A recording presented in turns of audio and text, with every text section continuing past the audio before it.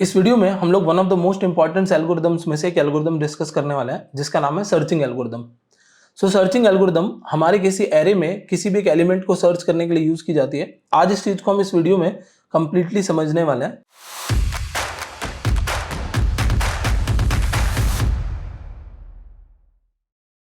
Welcome to code innings by WS CubeTech, myself Bhagirath Giri and let's get started.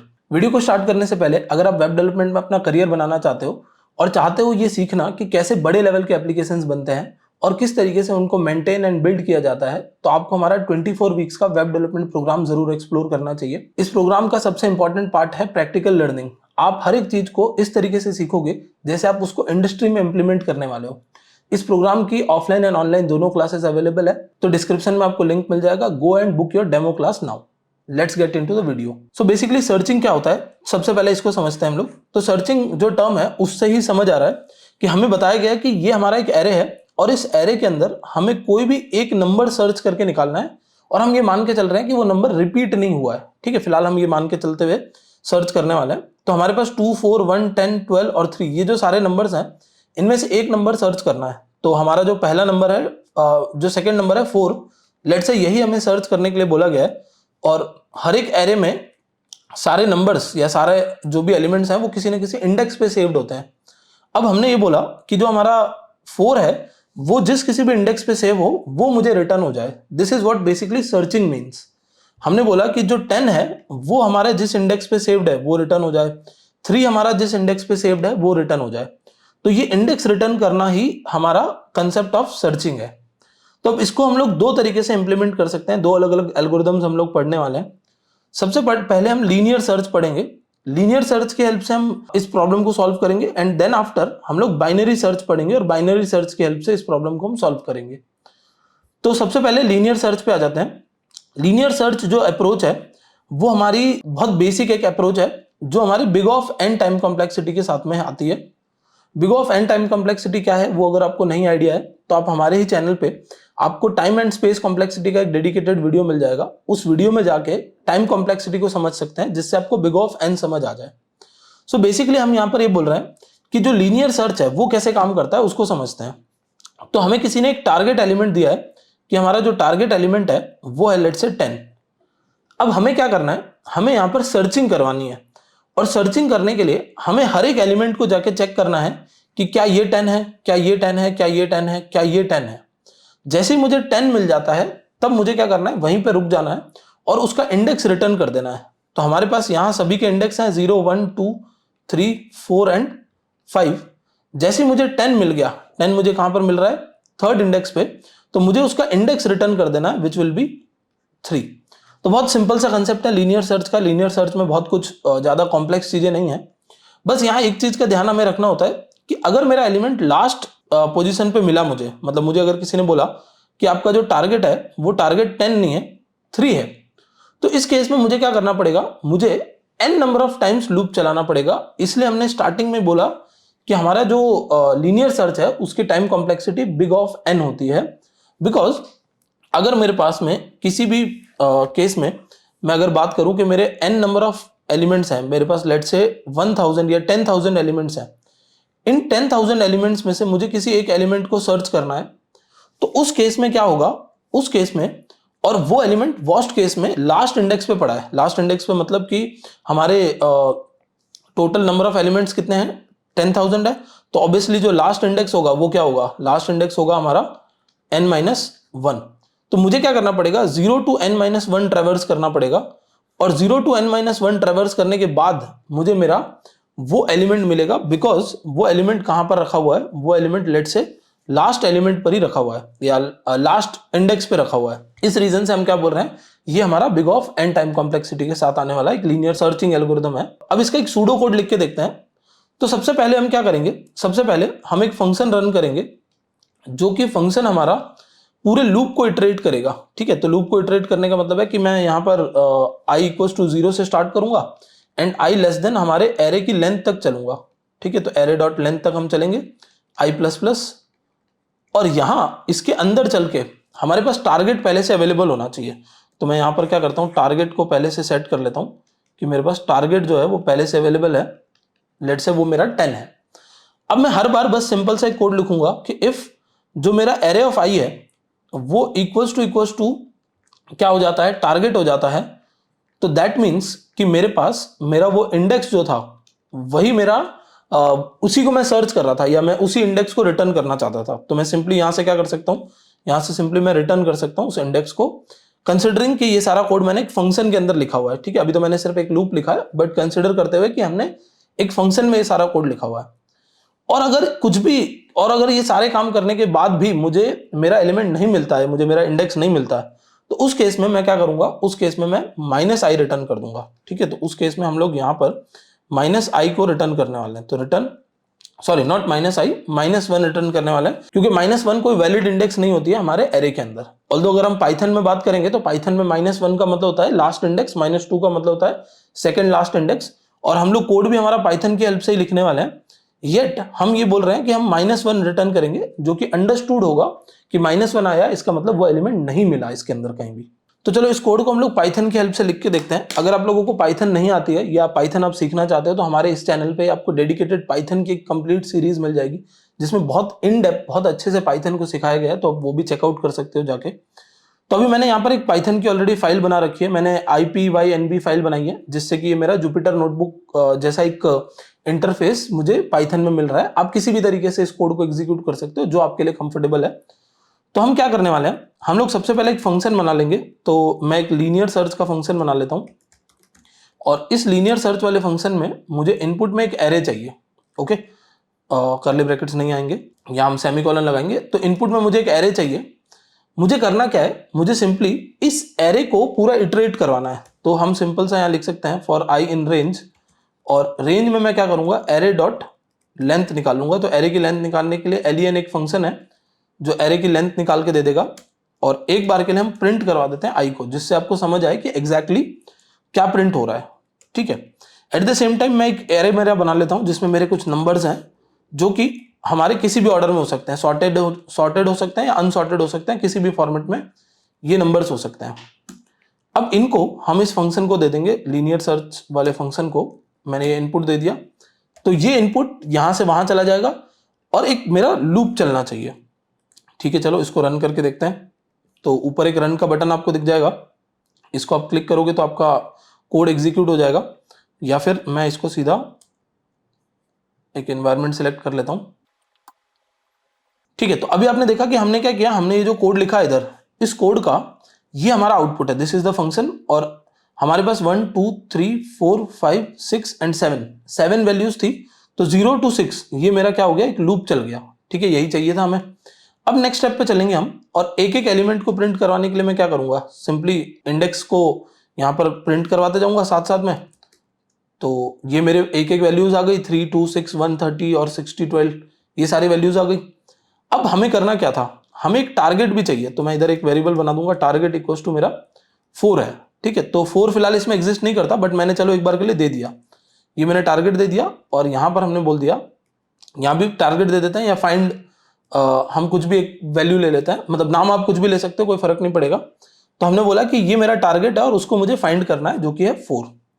अब मुझे यहां print नहीं करवाना है, मुझे यहां लिखना है if array of i is equal to find. अगर एरे ऑफ आई जो है वो फाइंड के इक्वल है, तब तो मैं रिटर्न क्या कर दूंगा, आई को। और वरना मुझे अगर कुछ भी नहीं मिला इस लूप में चलते हुए भी, तो फिर मैं फाइनली रिटर्न क्या कर दूंगा, फाइनली रिटर्न करूंगा -1। तो पहले तो मेरा ये लूप चल रहा है, इस लूप के अंदर हम क्या कर रहे हैं, हम एक एक नंबर को चेक करवा रहे हैं, और चेक कर रहे हैं कि क्या ये हमारा 5 है। मतलब इधर में अगर एग्जांपल इधर ले लूं, तो मुझे अगर बोला गया है कि टारगेट कौन है, टारगेट है 3। तो मैं क्या कर रहा हूं, बेसिकली मैं हर एक एलिमेंट पे जा रहा हूं, 0th इंडेक्स वाले पे जा रहा हूं, फर्स्ट इंडेक्स पे जा रहा हूं, सेकंड इंडेक्स पे जा रहा हूं, और इनको चेक करवा रहा हूं कि क्या ये मेरे टारगेट से मैच करता है। अब ये मैच नहीं कर रहा है, ये भी मैच नहीं कर रहा है, ये भी मैच नहीं कर रहा है, ये भी मैच नहीं कर रहा है, फाइनली ये मैच कर रहा है एक। तो जो मैच कर रहा है उसको मैंने सिंपली क्या किया है, रिटर्न करने का कोड लिखा हुआ इधर। ओके, और अगर कोई मैच नहीं करता तो रिटर्न क्या कर देंगे हम लोग, -1। वो इस पूरे लूप के चल जाने के बाद हम कर रहे हैं। तो बेसिकली क्या होगा, अगर आपका लूप चलता है और मिल जाता है, तो पहले ही आपका फंक्शन एंड हो जाएगा, क्योंकि आपने बोला कि जब भी 1 मिल जाए, ठीक है, तो ये है 1, और मेरा टारगेट भी मान लेते हैं 1 था। तो अगर मेरा टारगेट भी 1 है, और मुझे 1 यहीं पे मिल गया, तो क्या मुझे कहीं आगे जाने की जरूरत है? नहीं, मैं यहीं से क्या कर दूंगा, सीधा रिटर्न कर दूंगा, मेरे कोड को एंड कर दूंगा। ये हमने जो कोड लिखा है वो कुछ इस तरीके से काम कर रहा है, और कुछ नहीं मिला तो -1 रिटर्न कर देना है। तो चलो एक बार इंप्लीमेंट करके देखें इसको। तो अभी आप यहां पर आउटपुट में देख पा रहे होगे -1 लिखा हुआ आ रहा है, विच मीन्स कि मुझे ये 4 इसमें नहीं मिला, जो कि ऑब्वियस है, हमें भी दिख रहा है। बट अगर मैं 12 डालूं और फिर इस कोड को चलाऊं तो क्या मिल रहा है?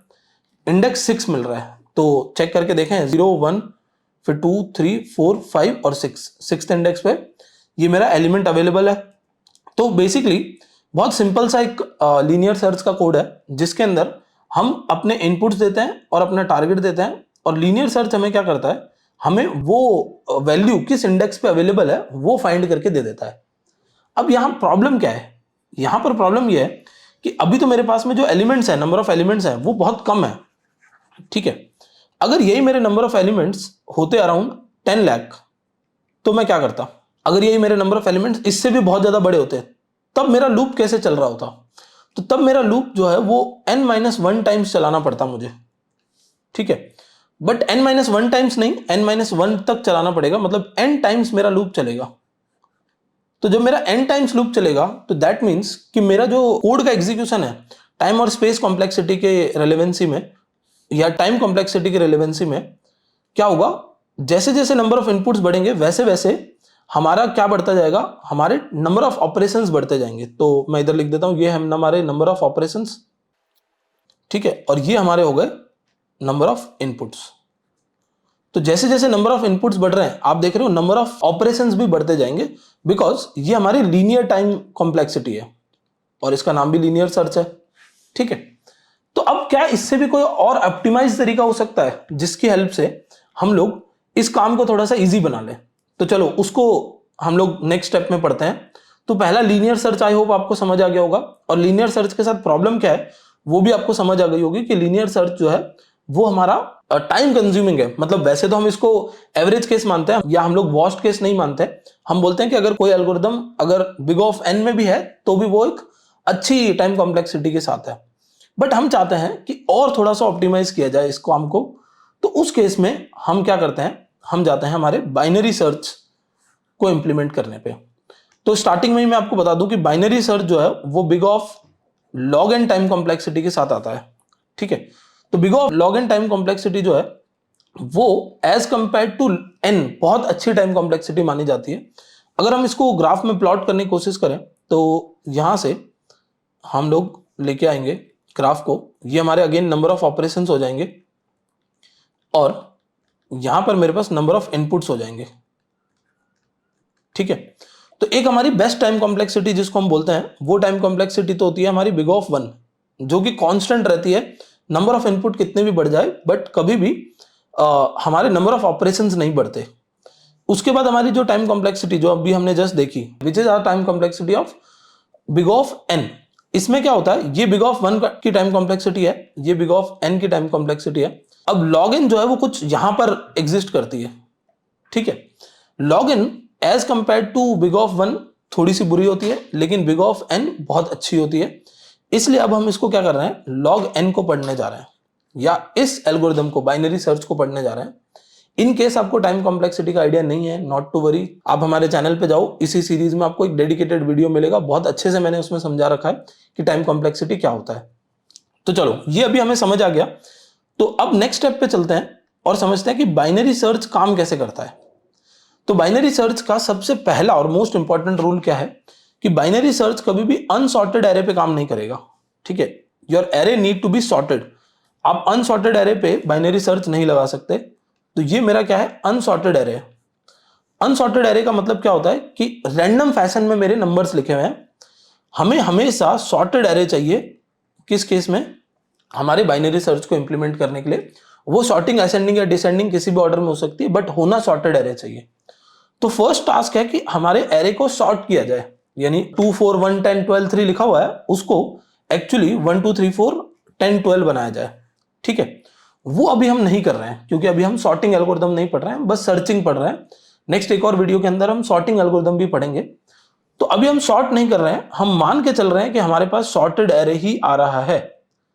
अब इस पे हमें अपने ऑपरेशंस परफॉर्म करना है। तो चलो अब समझते हैं हम लोग कि किस तरीके से हमारी बाइनरी सर्च एल्गोरिदम की अप्रोच काम करती है। पहले इसको हम लोग यहाँ पर एक फ्लो के थ्रू समझेंगे और फिर उसके बाद हम चलेंगे इसका कोड लिखने के लिए। तो बाइनरी सर्च जो है वो बेसिकली एक रूल पे काम करता है जिसमें हम हमारे एरे को डिवाइड बाय 2 करते जाते हैं, या हम अपने एरे को डिवाइड करते जाते हैं। Divide by 2 is not a right term, but हम अपने एरे को डिवाइड करते जाते हैं कुछ हिस्सों के अंदर। तो अभी हमारा जो एरे है उस एरे के अंदर हमारे पास 0 1 2 3 4 5 5 इंडेक्स पे वैल्यूज पड़ी है, हमारी 6 वैल्यूज टोटल यहाँ पर एग्जिस्ट करती है। अगर मैं इस एरे का मिड निकालूं सबसे पहले, तो इस एरे का मिड कैलकुलेट कैसे करूंगा उस पर बात करते हैं हम लोग। तो मिड कैलकुलेट करने के लिए मैं सिंपली यहां पर बोलूंगा start plus end divide by 2, और स्टार्ट प्लस यहाँ एंड का मतलब है मेरी इंडेक्स की बात हो रही है। तो मेरा जो स्टार्ट इंडेक्स है वो है 0 और एंड इंडेक्स जो है मेरा वो है 5। इसको जब हम 2 से डिवाइड करेंगे तो 5 डिवाइड बाई 2 आएगा जो कि 2.5 होता है, बट हम उसको इंटीजर वैल्यू में कन्वर्ट करके 2 कंसिडर करेंगे, मतलब हम 2 की बात करेंगे। तो हमारी जो वैल्यू है वो क्या है, यहाँ पर 2 है। 2 हमारा मिड है। अब जैसे आपने मिड कैलकुलेट कर लिया, ये मिड कैलकुलेट करना आपका स्टेप 1 है। सबसे पहले आपको मिड ही कैलकुलेट करना होता है। अब जब आपने मिड कैलकुलेट किया तो आप यहां पर स्टेप 2 पे 3 अलग अलग लॉजिक्स की बात करते हो। सबसे पहली चीज एक और इंपॉर्टेंट जो यहां पर हमें लिख देना चाहिए था स्टार्टिंग में, कि हमारा टारगेट कौन है। तो लेट्स से मेरा टारगेट जो है वो 12 है, ठीक है, लास्ट वैल्यू है 12 यहां जो आपको दिख रही है, ये मेरा टारगेट है। अब मुझे क्या करना है, मुझे यहां पर 3 कंडीशंस लगानी है। सबसे पहली कंडीशन, मोस्ट इंपॉर्टेंट कंडीशन है कि जो मेरा मिड निकला वो कौन से इंडेक्स पे निकला, इंडेक्स 2 पे। क्या मेरा मिड जो निकला है वही मेरा टारगेट तो नहीं है। पहली कंडीशन ये हो गई, क्योंकि जहां मैं हूं खड़ा वहीं पे मैं चेक कर लूं कि वही मेरा टारगेट तो नहीं है। तो हम यहां पर चेक करेंगे कि हमारा टारगेट जो है वो कहीं हमारे equal to array of mid के इक्वल तो नहीं है। अगर ये मिड के इक्वल है तो हमारा सॉल्यूशन हो गया, हमें पता चल गया कि मिड ही वो इंडेक्स है जो हम ढूंढ रहे थे। ठीक है, तो हमें रिटर्न क्या करना पड़ेगा, या मैं इधर लिख देता हूं ऊपर, इंडेक्स कौन है हमारा, मिड ही हमारा इंडेक्स है। ठीक है, तो यहां तो कुछ जाने नहीं है नेक्स्ट स्टेप पे। अब ये हो गई हमारी कंडीशन ए। अगर कंडीशन ए फुलफिल हो जाती है तब तो कुछ नहीं करना है, बट कंडीशन बी कब आएगी, जब हमारा मिड हमारे टारगेट के इक्वल नहीं है। तो यहां पर 2 चीजें चेक होगी मिड को छोड़ते हुए, क्योंकि ये एक असेंडिंग ऑर्डर का एरे है। तो क्या जो मेरा मिड है वो मेरी जो वैल्यू मैं जो ढूंढ रहा था उससे बड़ा है या छोटा है। ठीक है, तो मैं जो वैल्यू ढूंढ रहा हूं, तो एरे ऑफ मिड जो भी मेरा आया है, एरे ऑफ मिड में मेरी वैल्यू कितनी आ रही है, तो एरे ऑफ मिड में वैल्यू आ रही है 2। ये इज इट ग्रेटर देन और लेस देन, तो मान लो कि अगर ये ग्रेटर देन है, if it is greater then मेरा टारगेट, अगर इक्वल होता तो वही हमारा कोड एग्जीक्यूशन एंड हो जाता, हम सेकंड स्टेप पे आते ही नहीं। बट अगर हम सेकंड पे आए तो इसका मतलब हमने पूछा कि जो मैं ढूंढ रहा हूं 12 वो इस 3 से बड़ा है या छोटा है। तो अगर हमने बोला कि 3 से छोटा है तो इसका मतलब ये एरे मेरे काम का है, मैं अगले एरे को छोड़ दूंगा, यानी this part of the array is for me, और वरना मैं इस पार्ट ऑफ द एरे पे जाऊंगा। ठीक है, तो अगर मेरे एरे ऑफ मिड की वैल्यू टारगेट से बड़ी है, क्योंकि एक असेंडिंग ऑर्डर का एरे है, तो दैट मीन्स मुझे अभी क्या करना चाहिए, मुझे अब यहां पर बात करनी चाहिए हमारे लेफ्ट वाले साइड की। ठीक है, लेफ्ट पोर्शन की, लेफ्ट साइड की, आप कुछ भी इसको अपने अकॉर्डिंग बोल सकते हो। एल्स अगर मेरा एरे ऑफ मिड जो है वो लेस देन है टारगेट से, ठीक है, टारगेट से छोटी वैल्यू है, टारगेट मेरा कितना है 12 है, और मेरी वैल्यू ये कितनी है, एरे ऑफ मिड 3 है, तो इसका मतलब मुझे पता है कि मेरा जो डेटा है वो इसके आगे वाली रेंज में ही कहीं एग्जिस्ट करता होगा, पीछे तो नहीं होगा। तो इस केस में मुझे कौन सी साइड को ट्रेवर्स करना है या कौन सी साइड को ढूंढना है, इस केस में मुझे राइट साइड पे फोकस करना है। ठीक है, ये हमने यहां से पहले डिसाइड कर लिया। अब जब हमने ये डिसाइड किया कि लेफ्ट साइड पे फोकस करना है या राइट साइड पे फोकस करना है, तब हमारे पास में क्या होगा, हमारे पास एक नया एरे आ जाएगा। मतलब अब हमने यहां पर डिसाइड कर लिया कि मुझे कौन से साइड पे फोकस करना है, राइट साइड पे फोकस करना है। तो राइट साइड मतलब ये वाला एरे, इसको हम एक नया एरे मान लेंगे। इस नए एरे के अंदर हमारा स्टार्ट फिर से कैलकुलेट होगा, और हमारा स्टार्ट जो है वो इस बार कितना होगा, हमारा स्टार्ट होगा मिड प्लस 1।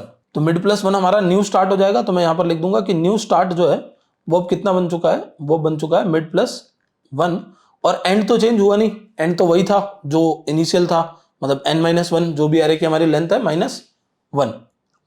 इन केस अगर मैं राइट साइड की जगह लेफ्ट साइड वाले एरे में जाता, मेरा स्टार्ट क्या होता, मेरा स्टार्ट होता 0, और जो मेरा एंड है इस बार वो क्या होता, वो होता मिड -1। ठीक है, बहुत सिंपल सा लॉजिक है, क्योंकि मिड जो मेरा है वो क्या निकला था, 2 निकला था। तो अगर मैं इस एरे को ट्रेवर्स कर रहा होता तो मिड -1 होता मेरा एंड, और मैं अगर इस एरे को ट्रेवर्स कर रहा हूं तो मिड +1 मेरा स्टार्ट होता, यानी 3 4 5 पे मुझे ट्रेवर्स करना पड़ता, वरना मुझे 0 और 1 पे ट्रेवर्स करना पड़ता। तो अब इसके बाद क्या होगा, ये एक रिकर्जन चलेगा, मतलब रिकर्जन एग्जैक्ट इंप्लीमेंट नहीं करेंगे, बट हम वापस से हमारा कोड लूप में जाएगा और अब हम बस इतने से डेटा को चेक कर रहे होंगे। ठीक है, चलो तो एक बार इस पे आते हैं और एक बार फिर से मिड कैलकुलेट करेंगे हम लोग। तो ये हमने फर्स्ट टाइम पे मिड कैलकुलेट किया था, अब हम वापस से सेकेंड टाइम ये जो हमारा एरे बच गया है उसके लिए मिड कैलकुलेट करने का यहां पर लॉजिक लगाएंगे। तो मिड इक्वल्स टू स्टार्ट कितना है, मिड +1, स्टार्ट मिड +1 है मतलब 3, और एंड वही है 5 डिवाइड बाई 2। तो यहां पर मेरा 3 + 5 क्या हुआ, 8, 8 डिवाइड बाई 2 कितना आ रहा है, 4। तो इस बार मेरा जो मिड है वो कौन है, 4 है। अब मुझे ये चेक करना है अगेन यहां पर आके कि क्या मेरे मिड पर ही तो मेरा टारगेट अवेलेबल नहीं है, नहीं है तो छोड़ दो, आगे चलो और ये चेक करो कि मेरा जो मिड है, मिड पे जो वैल्यू अवेलेबल है वो टारगेट से बड़ी है या छोटी है। बड़ी है तो इसका मतलब मुझे सिर्फ इसको चेक करने की जरूरत है, और छोटी है तो मुझे मतलब इसको चेक करने की जरूरत है, यानी पीछे लेफ्ट साइड में या राइट साइड में किस तरफ जाना है वो चेक करने की जरूरत है। तो अगेन ये डिसाइड हो गया कि किस तरफ जाने की जरूरत है, राइट साइड जाने की जरूरत है। अब राइट साइड जब जाने की जरूरत है तो जो नया स्टार्ट बनेगा वो क्या होगा, तो अगेन यहां पर क्या होगा, नया हमारे स्टार्ट और एंड बनेंगे, और इस बार जो हमारा एरे है वो थोड़ा सा और रिड्यूस हो गया। तो मैं एक काम करता हूं, ये सब कुछ हटा के अगेन मेरे एरे को सिर्फ इतने से पार्ट में ले आता हूं। जब मैंने सिर्फ इतने से पार्ट में मेरे एरे को मूव कर दिया तो अब यहां पर स्टार्ट क्या बनेगा, यहां पर स्टार्ट तो हमेशा वही बनेगा क्योंकि राइट साइड में स्टार्ट हमेशा मिड +1 होगा, और पिछली बार जो मिड कैलकुलेट हुआ था वो था 4, 4 + 1 क्या हुआ, 5, और एंड भी क्या होगा, मेरा एंड भी कितना होगा, 5 ही होगा। अब जब आप निकालोगे यहां पर मिड को तो कैसे निकालोगे, 5 + 5 divide by 2 which is equivalent to 5 only. तो इस टाइम पे आप कहां पहुंच गए, इस इंडेक्स पे पहुंच गए, इंडेक्स 5 पे पहुंच गए। अब अगेन 1 2 3 ये तीनों लॉजिक्स चेक होंगे, और मेरा जो टारगेट है वो मेरे एरे ऑफ मिड पे अवेलेबल है, तो मुझे मिल गया, मिड ही मेरा वो इंडेक्स है। अगर मेरा एरे ऑफ मिड बड़ा है तो लेफ्ट साइड में ट्रेवर्स करूंगा, वरना मैं राइट साइड में ट्रेवर्स करूंगा। तो इस तरीके से मैं इस एरे को डिवाइड करते करते करते करते मेरे फाइनल वैल्यू पे पहुंच गया। कितनी बार हमें ये डिवाइड करना पड़ा, क्योंकि हमारे पास 6 एलिमेंट्स थे तो 3 बार करना पड़ा। मतलब पहले इस पूरे पोर्शन से हमने इतना सा पोर्शन निकाला, ठीक है, उसके बाद हमने इस पूरे पोर्शन से ये एक पोर्शन निकाला। तो हमने 3 टाइम्स इस पूरे कोड को एग्जीक्यूट किया। फर्स्ट टाइम पूरे एरे में से वो पार्ट फाइंड किया जहां पर मुझे मेरा वो नंबर मिल जाएगा, ठीक है। उसके बाद उस सेकंड पोर्शन को अगेन हमने मिड निकाल के फाइंड आउट किया कि इससे बड़ा है, अगर 10 से छोटी वैल्यू है तो पीछे वाले वेरिएबल को चेक करो, और 10 से बड़ी वैल्यू है तो यहां चेक करो। इसके बाद अगेन हमने क्या किया, इसके बाद अगेन हमने इसको एक एरे मान लिया जिसमें सिंगल एलिमेंट ही है, उसका स्टार्ट और एंड 5 5 दोनों ही रहेगा, क्योंकि हमारा स्टार्ट जो है वो शिफ्ट होता जाएगा। ये आपको ध्यान रखना है कि हमारा स्टार्ट पहले इधर था, ठीक है। अब ये जो हमारा स्टार्ट है वो शिफ्ट होके, अगर मैं बोलता हूं कि मेरा जो इस तरफ मेरा ये वाला जो एरे है उसको ट्रेवर्स करना है, तो मुझे मेरे स्टार्ट को शिफ्ट करके यहां लाना पड़ेगा, ठीक है। फिर इधर ट्रेवर्स करना है तो यहां लाना पड़ेगा। यही अगर मैं opposite side of the array, यानी मेरा जो टारगेट है वो 3 होता तो मिड तो यही आता, तब भी जो मिड है मेरा वो यही आता, तब तो यही मिल जाता। मान लेते हैं टारगेट मेरा 1 होता, 2 भी नहीं 1 होता, तो मेरा स्टार्ट शिफ्ट नहीं होता, स्टार्ट वहीं रहता। जो मेरा एंड था पहले वो एंड शिफ्ट होके आगे की तरफ चला जाता, मतलब कहां चला जाता, इधर चला जाता, क्योंकि 3 से छोटी वैल्यू है ये। तो 3 से छोटी वैल्यू मतलब एंड मेरा इधर इस तरफ शिफ्ट होगा। तो जब हम पीछे की तरफ जा रहे होंगे एरे में, मतलब जब हम लोग लेफ्ट साइड में जा रहे होंगे तो एंड शिफ्ट होगा, जब हम राइट साइड में जा रहे होंगे तो स्टार्ट शिफ्ट होगा। तो यहां हमने क्या बोला है, यहां पर अगर आप कोड को देखोगे तो स्टार्ट 0 ही रखना है और एंड को चेंज करते जाना है, ठीक है। यहां हम राइट साइड में क्या बोल रहे हैं, स्टार्ट को चेंज करते जाना है और एंड वही रहेगा n-1 जो स्टार्टिंग में था। इस तरीके से आप फाइनली एक आउटपुट पे पहुंच जाओगे। तो एक बार इसको वापस से हम लोग एक और एरे बनाते हैं और उस पर ड्राई रन करके देखते हैं। तो मान लेते हैं कि मेरे पास एक एरे है, तो मान लेते हैं ये हमारा एक एरे है जिसके अंदर हमारी कुछ वैल्यूज है और वो सॉर्टेड फॉर्मेट में है, 10 15 20 28 39 40 एंड 45। ठीक है, ये सॉर्टेड मैनर में एक वैल्यूज है 1 2 3 4 5 6 7 वैल्यूज है मेरी। तो मेरी जो लेंथ है सबसे पहले वो कैलकुलेट हो जाए। अगर लेंथ कितनी होगी मेरी 7 होगी, और जो एंड होगा वो कितना होगा हमारा, वो होगा 7 - 1 6, क्योंकि हम यहां पर क्या करेंगे, जीरोथ इंडेक्स से स्टार्ट करेंगे। अगर 0 1 2 3 4 5 एंड 6, ठीक है। तो मेरे पास क्या आ गया, मेरे पास लेंथ आ गई, मेरे पास एंड आ गया, और मेरे पास इनिशियली एक बार के लिए तो स्टार्ट भी आ जाएगा। स्टार्ट इक्वल्स टू हमारा इनिशियली क्या है, 0 है। ये सारी वैल्यूज मेरे पास में आ गई है। अब मैं क्या करूंगा, मैं इन सभी वैल्यूज को यहां पर प्लॉट भी कर दूंगा। मतलब मैं यहां लिख दूंगा कि this is my start for the time being, this is my and, length तो लेंथ ही रहेगी। अब समझो इस चीज को, हमें फाइंड आउट क्या करना है वो निकाल लेते हैं। तो हमने बोला कि आर टारगेट इज, हमारा जो टारगेट है वो कौन है, वो है 10। ठीक है, टारगेट हमारा 10 है। 10 को मुझे फाइंड आउट करना है, तो मुझे सबसे पहले मिड कैलकुलेट करना पड़ेगा। ठीक है, चलो मिड कैलकुलेट करने पे आ जाता है। तो mid equals to start plus end divide by 2। तो मैं 0 + 6 डिवाइड बाई 2 कर लेता हूं, विच इज इक्वल टू 3। तो ये मेरा मिड हो गया। ठीक है, दिस इज माई मिड। अब क्या जो मैं ढूंढ रहा हूं वो मिड पे अवेलेबल है, तो मैं क्या करूंगा, मिड को, जो मेरा मिड है वही इंडेक्स रिटर्न कर दूंगा, वही बता दूंगा कि यही वो इंडेक्स है। अगर नहीं है तो क्या करना है, तो चेक करना है कि जो मैं ढूंढ रहा हूं 10 वो 28 से बड़ा है या छोटा है। अगर वो 28 से छोटा है तो इसका मतलब इस तरफ ट्रैवर्स करना पड़ेगा, और 28 से बड़ा होता मतलब इधर ट्रैवर्स करना पड़ेगा। तो पता चल गया कि 28 से छोटी वैल्यू है। तो इसका मतलब मेरे पास अब जो एरे बचा है ट्रैवर्स करने के लिए वो सिर्फ इतना सा बचा है। इस केस में जो मेरा एंड है वो शिफ्ट होके कहां आ जाएगा, इस जगह पे आ जाएगा। अब नया मिड कैलकुलेट होगा, तो मैं अगेन न्यू मिड कैलकुलेट करने के लिए 0 + 2 डिवाइड बाई 2 लिखूंगा। मेरी वैल्यू कितनी आ जाएगी, 1। दैट मीन्स अब मैं यहां पहुंच चुका हूं, यानी 1 पे आ गया हूं। अगेन चेक करूंगा कि क्या 1 10 से इक्वल है, मतलब जो फर्स्ट इंडेक्स पे जो भी वैल्यू है वो 10 के इक्वल है। नहीं है तो चलो ठीक है, एक काम करते हैं, इधर से देखते हैं कि इससे जो 10 है वो इससे छोटी वैल्यू है या इससे बड़ी वैल्यू है। अगर बड़ी वैल्यू है तो इधर ट्रैवर्स करना है, छोटी वैल्यू है तो लेफ्ट में ट्रैवर्स करना है। नाउ मुझे पता चल गया कि नहीं, वैल्यू तो छोटी है, तो इस केस में क्या करना है, ये जो पोर्शन बचा है ना उसमें ट्रैवर्सिंग करनी है। और उस केस में क्या होगा, उस केस में जो मेरा स्टार्ट और एंड है वो दोनों एक ही जगह पे आ जाएगा। वापस से उठा लेते हैं एंड को, वो दोनों एक ही जगह पे एक ही इंडेक्स को पॉइंट आउट कर रहे होंगे। अब जो मैं मिड कैलकुलेट करूंगा वो कैसे कैलकुलेट होगा, वो होगा 0 + 0 divide by 2 which is equal to 0 only. अब मैं बोलूंगा कि जो मेरा मिड आया वो 0th इंडेक्स पे आया, क्या वही टारगेट के इक्वल है। इफ यस तो मुझे मेरा टारगेट मिल गया। तो सिंपली इसी तरीके से हमें क्या करना है, हमारे कोड को इंप्लीमेंट करवाना है। तो चलो एक बार इसका कोड लिखते हैं हम लोग। तो जैसे हम लोगों ने लीनियर सर्च का कोड लिखा था वैसे ही हम लोग यहां पर बोलेंगे def binary search. And binary search में मैं वही सेम एरे और टारगेट दो वैल्यूज मांगता हूं, और मैं बोलूंगा कि कब तक इस काम को करते रहना है। हमें इस काम को तब तक करते रहना है while start is not equals to end। ठीक है, तब तक हमें इस काम को करते रहना है while start is not equals to end। और स्टार्ट और एंड पहले बना लो। तो स्टार्ट क्या होगा, स्टार्ट इज ऑलवेज 0। ठीक है, एंड क्या होगा, तो and is always length of array -1। ठीक है, ये दो चीजें मेरे पास निकल जाएगी। जब तक स्टार्ट और एंड इक्वल नहीं हो जाते तब तक मुझे इस पूरे काम को लूप में चलाते रहना है। ठीक है, या हम बोल सकते हैं कि जब तक end is greater than equals to start तब तक हमें इस पूरे कोड को चलाते रहना है।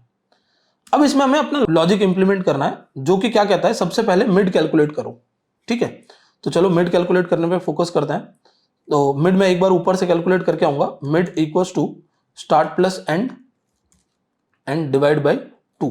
ठीक है, this entire should be divided by 2। अब जब हमने start plus end divide by 2 किया है तो हमारे पास क्या आ गया, हमारा मिड आ गया। हमने बोला सबसे पहले चेक करो कि इफ एरे ऑफ मिड, ठीक है, जो भी एरे ऑफ मिड है क्या वही तो कहीं इक्वल नहीं है हमारे टारगेट के। इफ सो फिर तो कुछ करना ही नहीं है, सिंपली क्या करना है, रिटर्न कर देना हमारे मिड को ही। ठीक है, एलिफ हम लोग बोलेंगे कि क्या हमारा, यहां सॉरी कर्ली ब्रैकेट्स नहीं है, पैरेंथेसिस नहीं आएंगे। तो एलिफ क्या हमारा एरे ऑफ मिड बड़ा है किससे, एरे ऑफ मिड हमारा बड़ा है टारगेट से, तो इसका मतलब अब हमें क्या करना है, लेफ्ट वाले एरे को ट्रेवर्स करने पे फोकस करना है। तो जब भी लेफ्ट वाला एरे ट्रेवर्स होता है, आप हमेशा ध्यान रखना कि लेफ्ट वाला एरे जब ट्रेवर्स होगा तो स्टार्ट वहीं रहेगा, एंड शिफ्ट हो जाएगा। तो अब नया स्टार्ट और नया एंड बनेंगे। तो स्टार्ट इक्वल्स टू क्या बन जाएगा, स्टार्ट तो 0 ही रहेगा, स्टार्ट में कुछ नहीं करना। एंड इक्वल्स टू बनेगा, मिड नहीं है सॉरी, यहां पर मिड है, एंड इक्वल्स टू बनेगा मिड -1। ठीक है, तो ये नया बन गया मेरा। एलिफ में मैं इधर लगा दूंगा कि क्या मेरा एरे ऑफ मिड छोटा है टारगेट से, इफ सो तो मेरा स्टार्ट चेंज हो जाएगा, और स्टार्ट क्या बन जाएगा, मिड +1 बन जाएगा। ठीक है, मिड +1 मतलब कि ये जो मेरा मिड आ रहा है जो भी, उससे लेट से मेरा मिड स्टार्टिंग में क्या आया था 2, तो इससे एक आगे, मतलब यहां से शुरू करना है मुझे, तो मिड +1 बन जाएगा। जो अभी हम लोगों ने जस्ट इस एरे पे भी देखा हमने कि हमारा जो स्टार्टिंग में मिड आया था वो क्या आ रहा था, 3rd इंडेक्स, और मुझे अगर ये वाला एरे ट्रेवर्स करना है तो 4 से स्टार्ट करना पड़ेगा, और ये ट्रेवर्स करना है तो 0 to 2 तक चलना पड़ेगा, तो 3 - 1 करना होगा बेसिकली। ठीक है, तो अभी हमने फिर से यहां पर स्टार्ट और एंड चेंज कर दिए। ये स्टार्ट और एंड जो है वो क्या होंगे, वो लूप में वापस से चले जाएंगे, क्योंकि अपडेट हो रहा है, आपका कोड पूरा कंटिन्यूसली लूप में चलता रहेगा। जब आपका ये लूप एंड होगा तब हमें क्या करना पड़ेगा, तब हमें यहां से रिटर्न करवा देना है कि अगर कुछ नहीं मिला तो रिटर्न -1 करवा देना है। ठीक है, तो एक बार इस कोड को रन करके देखते हैं और एग्जैक्ट देखते हैं कि आउटपुट आ रहा है कि नहीं। हमने क्या किया, स्टार्ट बना लिया, एंड बना लिया और मिड बना लिया। जब जब जरूरत पड़ रही है तब तब हमें मिड को भी, अच्छा एक चीज और, ये मिड वाला कोड भी आपको यहां अंदर रखना पड़ेगा, क्योंकि मिड भी हमेशा लूप में कैलकुलेट करवाना है आपको, हर बार नया मिड बनेगा। ठीक है, तो आपने बोला कि स्टार्ट है एंड है, अगर स्टार्ट एंड से छोटा या उसके इक्वल है तो लूप चलाओ, और लूप चला के चेक करो कि मिड क्या है, और मिड अगर टारगेट पे ही है तो रिटर्न कर दो मिड, वरना फिर क्या करो, मिड अगर बड़ा है तो एंड को शिफ्ट कर दो, मिड अगर छोटा है तो स्टार्ट को शिफ्ट कर दो, और वापस लूप में चले जाओ। तो ये वाइल लूप आपका चलता रहेगा जब तक कि आप वहां ना पहुंच जाओ जहां पर आपका टारगेट है। मिड खुद वहां ना पहुंच जाए जहां टारगेट है, और मिड खुद वहां तभी पहुंच सकता है जहां टारगेट है जब स्टार्ट और एंड दोनों एक दूसरे के इक्वल हो जाए। तो जैसे स्टार्ट और एंड दोनों एक दूसरे के इक्वल हो गए, हमारा मिड जो है वो टारगेट को मैच कर जाएगा, और हम यहां से रिटर्न करवा देंगे उस इंडेक्स को। चलो एक बार इसको एग्जीक्यूट करके देखते हैं, और इस पूरे कोड में अगर कुछ भी नहीं हो पाया तो रिटर्न -1 तो करना ही है। अब इस पूरे कोड को एग्जीक्यूट करके देखते हैं हम लोग, और यहां पर मैं एक एरे बना लेता हूं, सेम यही एरे ले लेते हैं जिससे हमें 10, 15, 20, 28, 39, 40 और 45। ठीक है, ये एक हम लोग एरे ले लेते हैं 10, 15। ठीक है, इस एरे के अंदर हमें फाइंड किसको करना था, हमारा टारगेट क्या है, हमारा टारगेट है 10। तो लेट्स सी, यहां पर करते हैं प्रिंट बाइनरी सर्च, और बाइनरी सर्च में मैंने एरे डाल दिया और मेरा टारगेट डाल दिया। Let's run this and check. तो कुछ तो यहाँ पर एरर आ रही है, और एरर क्या आ रही है, list includes must be integer. Okay, हाँ एक छोटी सी और गड़बड़ हो गई। यहाँ आपको जब भी मिड कैलकुलेट करोगे ना, तो मिड में हमें पता है कि वैल्यूज फ्लोटिंग में भी आ सकती है, तो हमें क्या करना है, इसको यहाँ से इंट बना के फिर ही वहां पर डालना है। ठीक है, तो मैंने इंट में कन्वर्ट कर दिया, टाइप कन्वर्जन हो गया यहाँ पर इसका। और अब अगर आप चेक करोगे तो 0th इंडेक्स आ रहा है, इसका मतलब 10 हमारे 0th इंडेक्स पे मिल गया। 45 को चेक करूंगा मैं अगर, तो 45 में इंडेक्स क्या आ रहा है, इंडेक्स आ रहा है 6, that is true. Let's say I want to find 28, तो उसमें क्या होगा, 0, 1, 2, 3, 3rd इंडेक्स पे वैल्यू मिल गई। अगर मैं बोलता हूं कि मुझे 29 फाइंड करके दो, तो ये क्या रिटर्न कर रहा है, -1 रिटर्न कर रहा है। अब अगर आप देखोगे इस कोड को और इसके ऊपर वाले कोड को, तो आपको ये कोड कॉम्प्लेक्स लगेगा, आपको लगेगा कि सर ये कोड तो उस कोड के मुकाबले बहुत कॉम्प्लेक्स है, और इसमें लॉजिक्स भी बहुत सारे लगाने पड़े, उसमें तो कोई लॉजिक ही नहीं लगाना पड़ रहा था, बस एक एक जाके सर्च करना पड़ रहा था। बट इस कोड के एग्जीक्यूशन में और इस कोड के एग्जीक्यूशन में डिफरेंस क्या है, यानी लीनियर सर्च और बाइनरी सर्च में डिफरेंस क्या है। लीनियर सर्च और बाइनरी सर्च में जो बड़ा डिफरेंस है वो है टाइम कॉम्प्लेक्सिटी का। बेसिकली हम अगर लीनियर सर्च यूज करते हैं तो हम लोग क्या कर रहे होते हैं, big of n time complexity पे काम कर रहे होते हैं। जब बाइनरी सर्च हम यूज कर रहे होते हैं तो बाइनरी सर्च में हम बिग ऑफ लॉग एन पे काम कर रहे होते हैं। ठीक है, तो लॉग एन कैसे हुआ वो देखने के लिए एक बार यहीं पे आके समझते हैं, इधर ही। अगर मैं इस कोड को वापस से समझने की कोशिश करूं तो हमें समझ आएगा कि सबसे पहले जो स्टार्ट था वो कौन था, 3 था। तो इसकी जो लेंथ थी, मतलब ये जो एरे था लेंथ ऑफ 6 का, वो 1, 2, 3, जो हमारा एरे था लेंथ ऑफ 7 का, या 0 to 6 जो हमारे वेरिएबल्स थे, तो लेंथ ऑफ 7 ही कहेंगे हम इसको। लेंथ ऑफ 7 का जो एरे था वो रिड्यूस होके क्या बन गया, 0 1 2 3, लेंथ ऑफ 3 का एरे बन गया। जब लेंथ ऑफ 3 का एरे है, वो लेंथ ऑफ 3 का एरे रिड्यूस होके बाद में लेंथ ऑफ 1 का एरे बन गया। तो हो क्या रहा है, डिवाइड बाई 2 होते जा रहा है, मतलब डिवीजन हो रहे हैं 2 के। तो डिवीजन हो रहे हैं 2 के, इसका मतलब है कि जब हम 2 से डिवाइड करते करते हाफ करते करते इसको आ रहे हैं, एक तरीके से हम हाफ इसको कंसिडर कर सकते हैं। एग्जैक्ट हाफ नहीं कर रहे हैं क्योंकि हमारे पास ऑड नंबर ऑफ वैल्यूज हैं, तो हम 3 पे आए, मतलब हमारा पहले मिड 3 आया, फिर हमारा मिड क्या आया, 1 आया, फिर हमारा मिड 0 आया। अगर हम इसको भी लेंथ को कैलकुलेट ना करें, हम मिड पे भी बात करें, तो 3 1 और 0। जब हम इस तरीके से माइनस करते हुए जाते हैं तो हमारे पास जो कॉम्प्लेक्सिटी आती है वो होती है log n।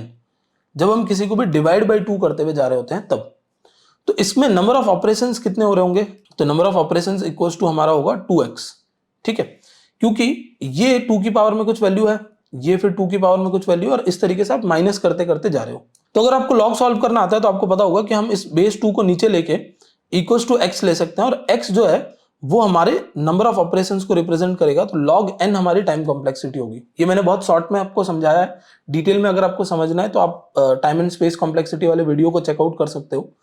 तो अब डिफरेंस यहाँ पर ये आ रहा है, डिफरेंस ये है कि ये हमारी बिग ऑफ n की टाइम कॉम्प्लेक्सिटी है, हमारी log n की कॉम्प्लेक्सिटी है। इसको अगर हम लोग ग्राफ में देखेंगे ना तो एक अच्छा खासा डिफरेंस दिखेगा। ये जो अभी आपको प्लॉटेड दिख रहा है ना, यही हमारा क्या है, log n टाइम कॉम्प्लेक्सिटी है।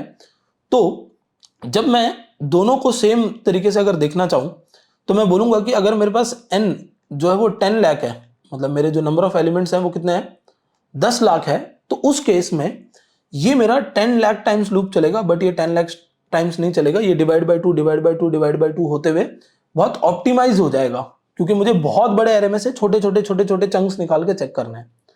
तो इसीलिए हम बाइनरी सर्च को भी पढ़ते हैं।